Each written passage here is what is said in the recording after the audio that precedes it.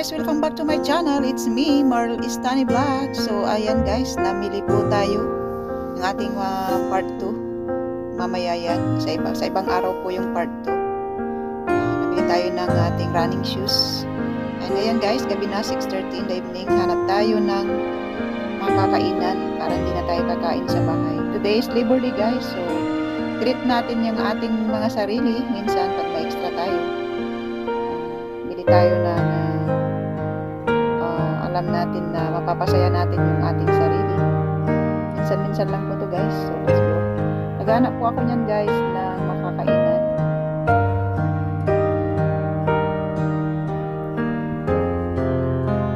So yan, silip. Dito po ako ngayon sa North Point, Hong Kong guys.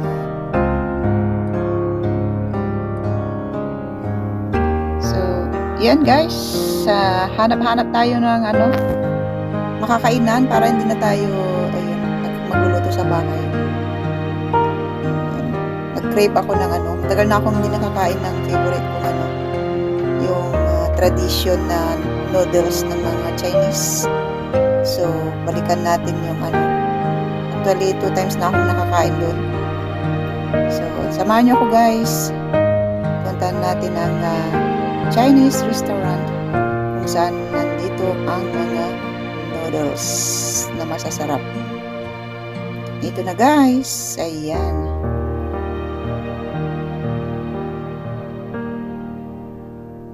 Ayan po ang mga pagpipilian. Ayan, mayroong mixed balls, squid balls, and mga klase ng lahat ng klase ng balls, charot. So yan guys, yellow noodles, pwede kang mag-choose kung gusto mo ng white noodle. So yun ang aking gusto, favorite ko yan, yung beef brisket noodles. Masarap po yan guys, malasa yung kanyang sabaw. And syempre order tayo ng isang gulay. Yan guys, tara na, let's eat na. Pasok na tayo. Beef brisket noodles, Chinese food tayo ngayon guys. Ayan, choice ang pambansang gulay na mga enchak. Ayan. Ayan, kain muna tayo. Let's eat.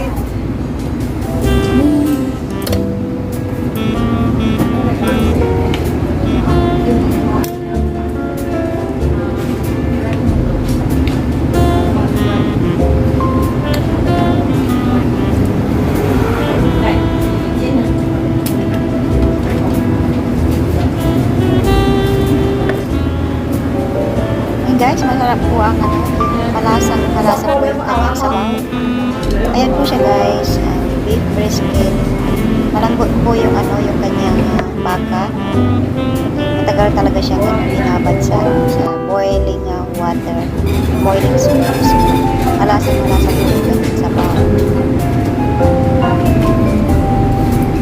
So, syempre guys, magkakataon na rin natin to para makapag-content.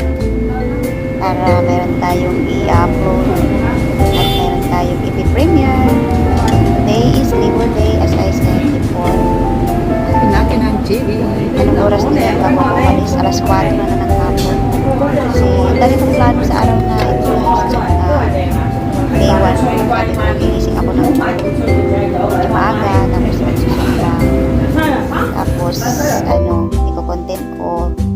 And then magla-live. So nagising ako ng mga late na ako nagising, mga 7:30, tapos nahiga-higa, nag-YouTube, nanood ng mga kapatid natin na mga live, sila ate Madam Grace, sila Darius, yung mga nag-live. Tapos after nila, nag-live din si Sis Alcotic. So yan, sinuportahan muna natin bago tayo mag-live. So nag-live ako mga mga 11. Kapag nag-aantay ako kay Sis naka-PG, ako ay nag-lunch muna. So ayan, alas 4 naisipan kong kumain sa labas at tumingin ng running shoes. Doon kasi sa North Point, narinig ko sa isang kababayan natin meron doon mga outlet ng mga branded shoes, assorted shoes siya, mga brand ng mga Adidas, Skechers, Reebok. Doon sale daw, may sale daw doon, nagsisale. Kaya hinanap ko yung lugar. Ayan, medyo nawala-wala ako ng konti, pero nahanap din natin. So, yan guys, ang noodles. Ang sarap po ng kanilang white noodles. Ayan, medyo na-alarma ako dyan kasi baka umorder ako, baka nawala pala yung wallet ko. Kaya chinik ko muna, baka wala akong pambayad, ako maghuhugas ako ng plato. Ayan. Damdamin po natin ang sabaw, guys.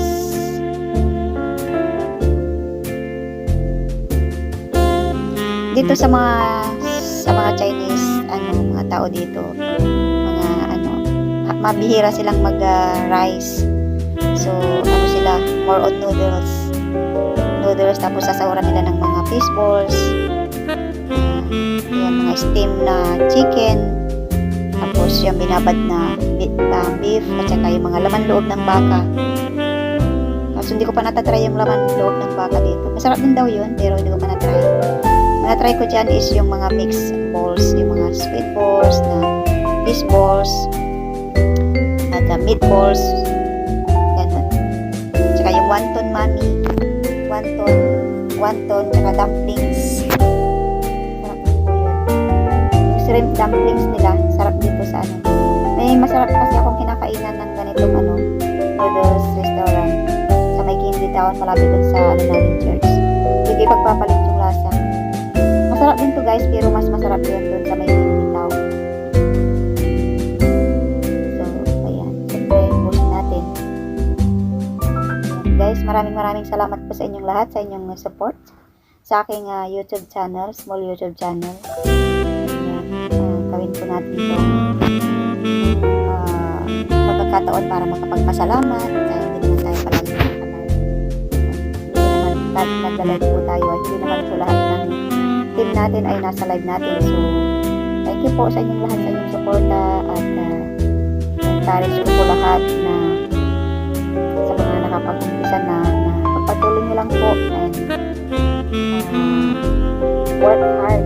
Ayan, support lang po tayo, support each other, kasi hindi naman tayo sikat at hindi tayo party ng mga sikat na grupo, hindi tayo mga like kalingap na hindi tayo party ng kalingap. So, sariling sikap po natin to guys. So, pagkakataon po natin to na mga baguhan tayo, mga hindi sa kalab na pagtulungan sa isa't isa, hindi po ba? So, tayo mga OFW, ito lang halos yung mga pastime natin, kasi hindi naman parehas kasi yung time natin sa mga pamilya natin sa Pinas, lalo na yung mga nasa Middle East, di ba? So, pag nag-live sila, parang good vibes lang sa mga ka-wifey. So, nag-i-enjoy po. So, ayun, sana po ay just love, no hate. Yun lang igalang po natin yung mga yung content or yung genre ng bawat isa. Yung nila ay masaya sila sa nakikipagbiruan or nakikipag-jokes or nag-green jokes, ganyan. Yun po yung lang, mga lang po yun, yung katuwaan or kapalipas lang ng para makaraos yung kanilang life. Kasi di ba napapansin nyo, pag nag-uusap ng ganun, mas dumadaming tao kaysa seryosong mga usapan na is kung kumaalis yung mga bisita. Maliban lang kung talagang naghahanap yun ng mga o nag-aantay, nagpaparami ng mga bananas. Pag mga good vibes, napansin ko yan na palaging mga dumadalaw. Lang yun, kasi mga jokes naman guys ay hindi porke nag-jokes ka, yun na yung pagkatao mo.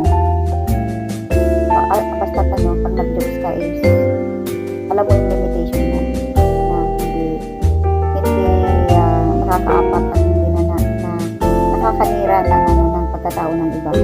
Diba? Matatanda na tayo, alam na natin kung ano ang tama't mali. So, yun lang. Just enjoy. At huwag masyadong seryosohin.